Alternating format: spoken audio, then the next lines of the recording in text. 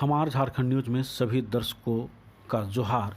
आज हम आए हुए हैं चरा के भद्रकाली मंदिर जो कि इटखोरी में है और यहाँ के प्रांगण में यहाँ के जो मेन पुजारी हैं उनसे जानेंगे कि क्या महिमा है यहाँ की और क्यों लोग यहाँ आते हैं, उनकी मनोकामनाएं कैसे पूर्ण होती है। इस सब के बारे में विस्तृत जानकारी आपको बताएंगे यहाँ के मेन पुरोहित और अध्यक्ष। उनसे मिलेंगे। उससे पहले यह प्रांगण जो कि भव्यता के लिए प्रसिद्ध है और यहाँ साल में एक बार इटखोरी महोत्सव भी मनाया जाता है। यहाँ की मान्यता है कि हिंदू, जैन और बौद्ध तीनों धर्मावलंबियों के लिए यह स्थान पवित्र है और यहाँ तीनों धर्मावलंबी के लोग आते हैं और अपनी अपनी मनोकामनाएं पूर्ण करवाते हैं।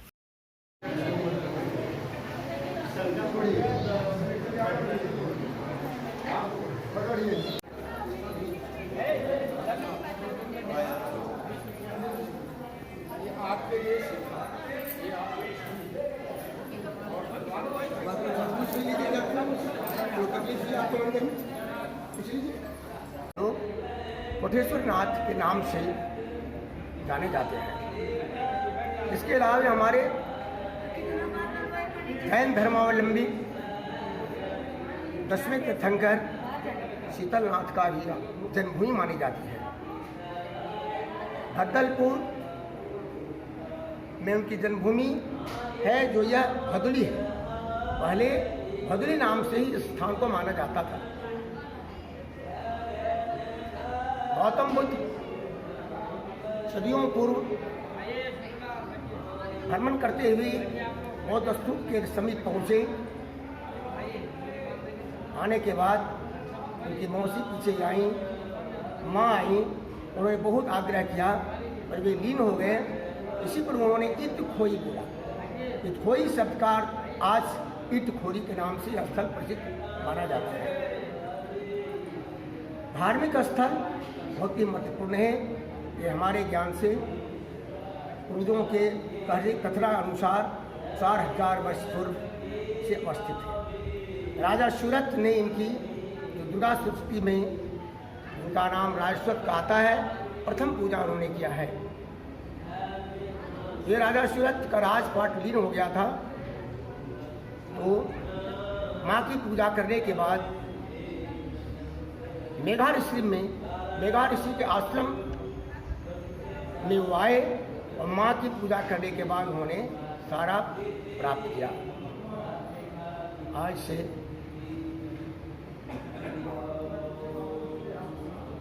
कुछ वर्ष पूर्व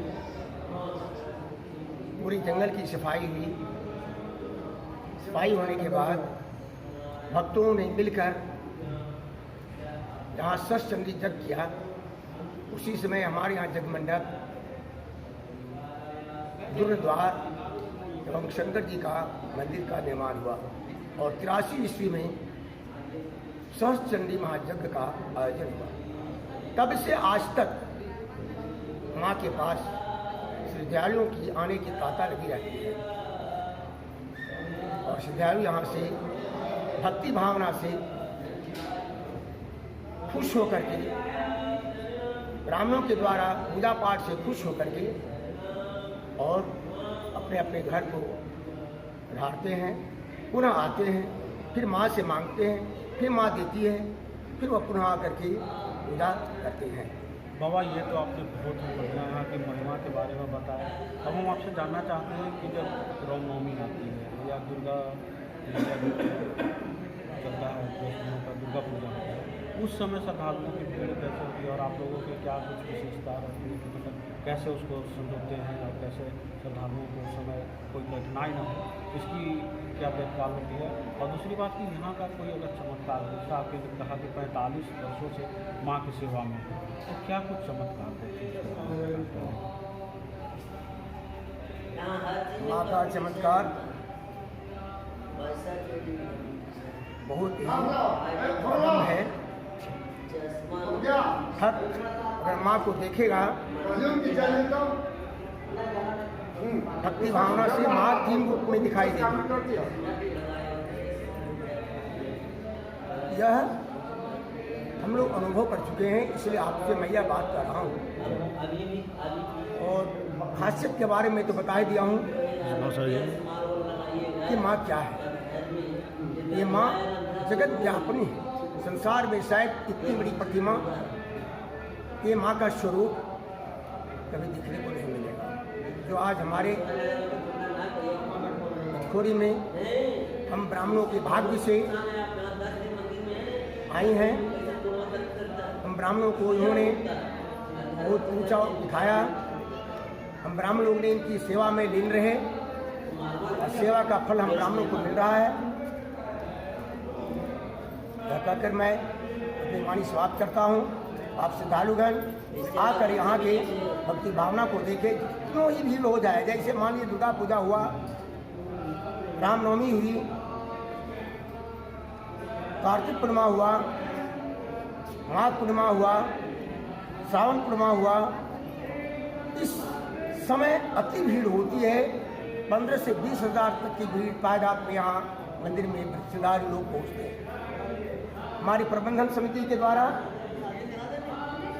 नियुक्त या प्रबंधन समिति वाले श्रद्धालु रात दिन मेहनत करके श्रद्धालुओं को सुरक्षा प्रदान करते हुए लाइनिंग के द्वारा माँ तक पहुँचाया जाता है और फिर पूजा के बाद दक्षिण द्वार से उन्हें निष्कासित किया जाता है।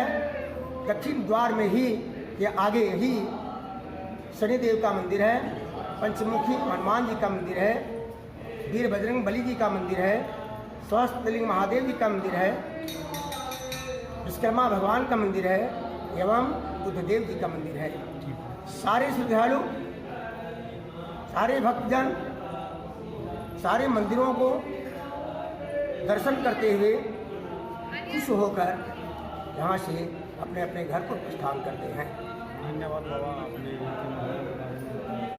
अभी हम तो आए हैं मंदिर आंगन में। यहाँ पर भक्तजन है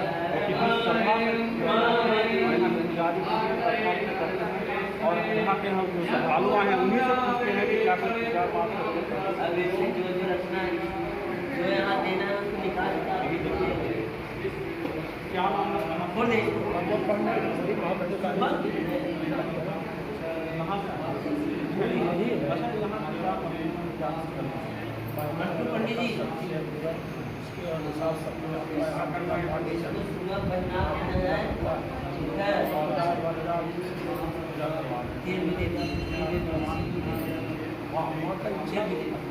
पंडित जी कोई डिमांड यहाँ नहीं है।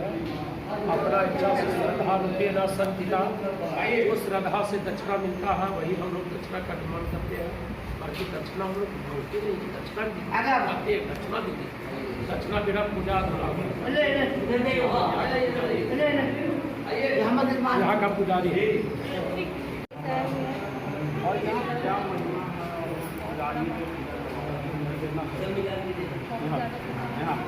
बहुत ज़्यादा संतुष्ट है।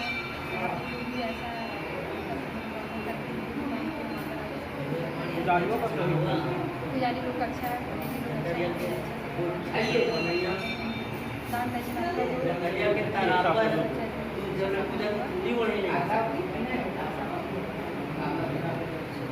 तो ये हमारे साथ दर्शक थे, उन्होंने कहा कि यहाँ के जो पुजारी पूजा करवाते हैं तो उनसे ये काफ़ी संतुष्ट हैं और यहाँ तक कि दक्षिणा की जो बात होती है और जगह के मंदिरों की अपेक्षा यहाँ डिमांड नहीं किया जाता है। जो स्वेच्छा से इनको खुशी होती है वही देते हैं।